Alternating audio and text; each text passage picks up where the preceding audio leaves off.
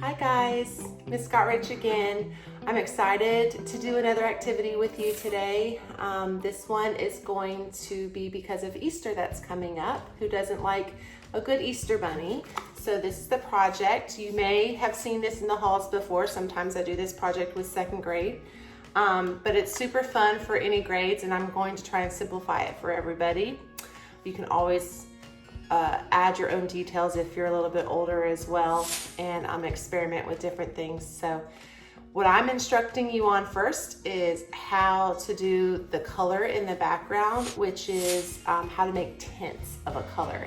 And tints is when you take a plain normal color like this purple here, and you mix it with a color that makes it lighter. What color do you think that is? It's white. Okay, so whenever you mix a color with white, it makes a tint of that color, so it looks lighter. So white and light, they sound alike because for that very reason. And then we'll do the bunny. I'll walk you through how to do the bunny. Usually this is a 2-day project for my students, but you can do this in 1 day. You just need to have a little time for the background to dry before you put the bunny on top. So that's not a problem for y'all, I am sure. So let's get started. So what we did, we got a disposable plate, and we got a color white, and we got these 6 other colors, the primary and the secondary. So now if you just have a few colors, you could just use those. You don't have to use all 6 colors. You can use just 2 colors, 3 colors, it doesn't matter, whatever you have. And what I did is we put just a little tiny bit of each color on the plate, but a lot more white, okay? And we are actually going to mix them and see what happens. Noah, what do you think is going to happen when we mix the white with each color? I think you will mix into a value.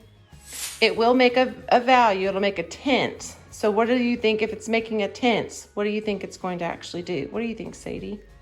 It's gonna make it lighter. Lighter? You think so? Let's see.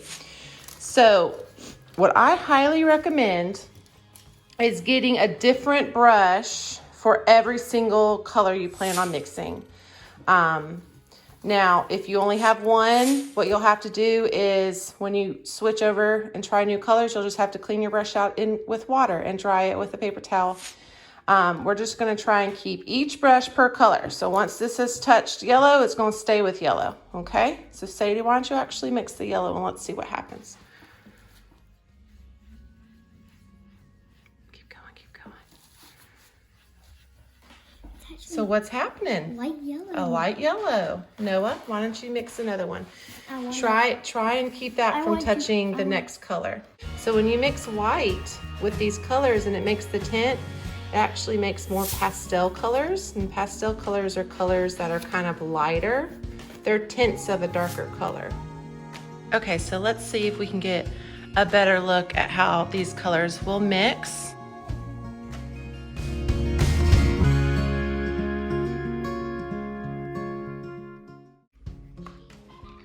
Okay, so I did mine in rainbow order: red, orange, yellow, green, blue, and then an indigo or a violet, whichever one you want to use. But what you're going to want to do if you have little ones, you can actually get like a little plate per color so that they can mix and you don't have to worry about the colors mixing next to each other. So you could do 6 different plates or 2 different plates depending on how many colors you're actually doing. But you don't want them to mix together. So just be mindful of that and be present when they're mixing the colors.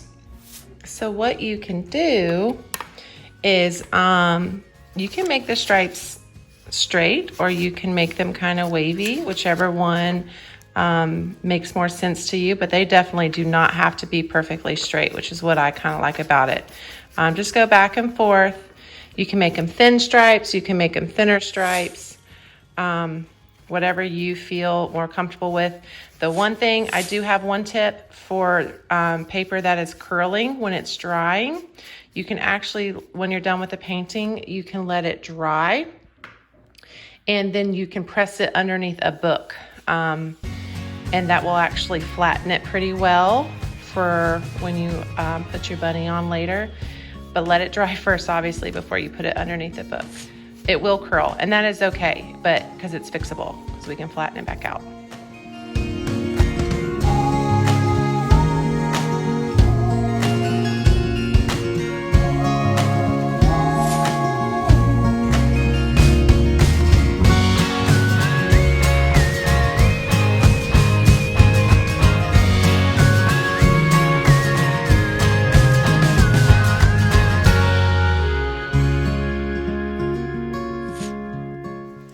We're going to start drawing the bunny now, and I'm going to draw mine with a Sharpie, but you can use a black crayon or a black pen or a plain marker if you'd like. So let's get started. So the best way to start with a big bunny is a rainbow line.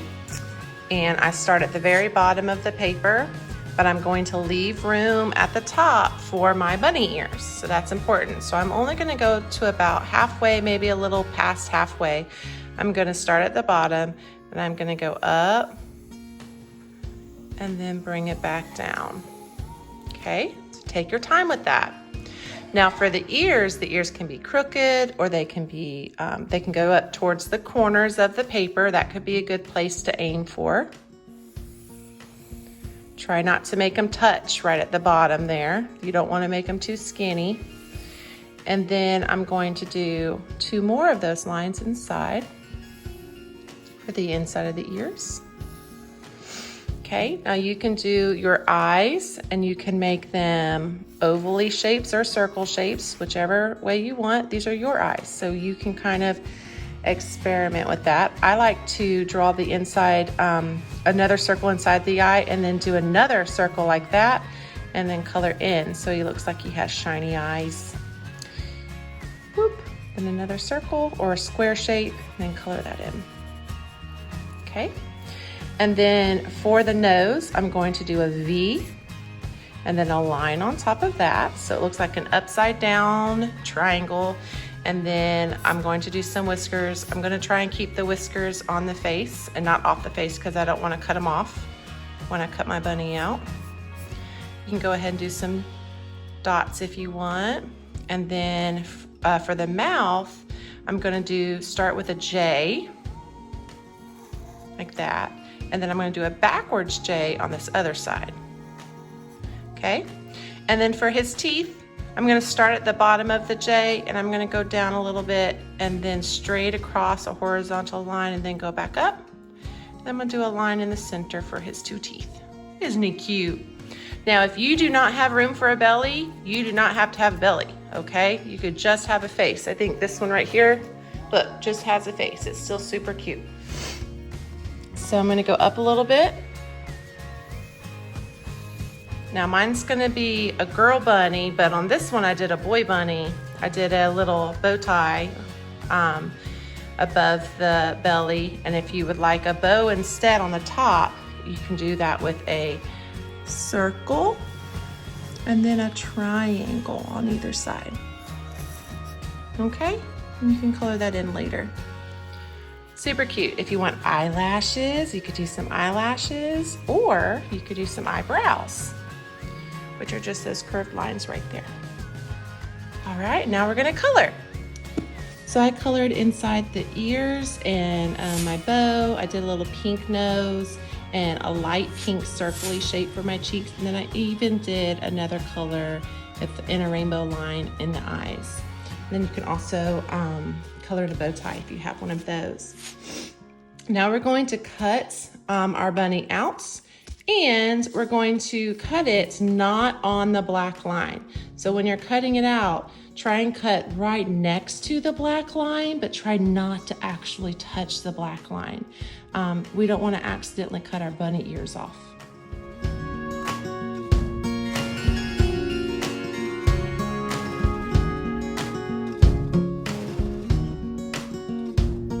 So when you're done cutting your bunny out, you're going to turn it around, and you're going to use a glue stick. And I want you to glue the tips of the ears really well. You can glue in a rainbow line shape, and then glue the bottom, and then you can even stick some glue in the middle, just all over the back. So once you have glued the back like I just did, you can get your, hopefully by now, dry painting. And you will carefully, hopefully with 2 hands, I'm gonna try and do this with 1, line it up to the bottom of the paper, and if you line it up to the bottom, it should fit if it was the same size paper as before. And then you just carefully pat it down. If anything's not sticking well, you can just lift it back up and glue some more on the back, and there you have it. Cute little Easter bunny.